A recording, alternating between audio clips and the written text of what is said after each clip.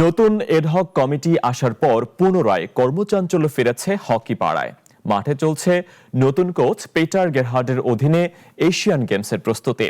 আর কমিটির মাথায় ঘরোয়া লিগকে মাঠে ফেরানোর পরিকল্পনা। এছাড়া কোচের পরিকল্পনার সঙ্গে মিলিয়ে ইউরোপীয় লিগে খেলোয়াড় পাঠাতে চায় বাংলাদেশ হকি ফেডারেশন। মাওলানা ভাসানী হকি স্টেডিয়ামে এখন পুরোদমে ব্যস্ততা। নতুন অ্যাডহক কমিটি আসার পর যেন পুরোদমে গতি ফিরে পেয়েছে দেশের হকি। দায়িত্ব নেয়ার পরই বেশ কয়েকটি গুরুত্বপূর্ণ সিদ্ধান্ত নিয়েছে নতুন কমিটি। দীর্ঘ ১.৫ বছরের বেশি সময় পর জাতীয় দলে ফিরেছেন রাসেল মাহমুদ জিমি। সেই সঙ্গে জার্মান কোচ পিটার গেরহার্ডকে ফের দায়িত্ব দেওয়া হয়েছে জাতীয় হকি দলের। ইতিমধ্যে এশিয়ান গেমসের জন্য প্রস্তুতির কাজ শুরু করে দিয়েছেন গেরহার্ড। নিয়মিত অনুশীলন, প্রস্তুতি ম্যাচের মাধ্যমে চলছে দলকে ঝালাইয়ের প্রক্রিয়া।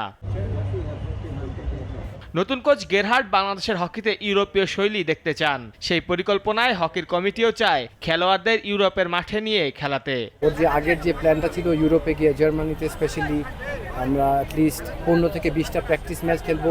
আই এম শিওর যে এইটাতে আমাদের লং টার্মে অনেক হেল্প হবে।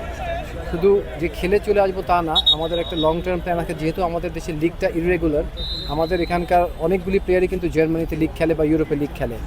সো ইন ফিউচার যেন অ্যাটলিস্ট 40-50টা প্লেয়ার রেগুলার বেসিসে ইউরোপে খেলতে পারে, সেটাও আমাদের একটা প্ল্যানের মধ্যে অন্তর্ভুক্ত আছে।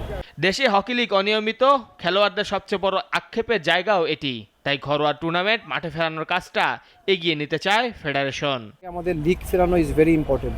সো আমি ইনফ্যাক্ট 5 থেকে 7 দিনের মধ্যে একটা আমরা লিগ কমিটি ফর্ম করে দিব এবং আমরা একটা লিগ কমিটির মিটিং ডাকবো।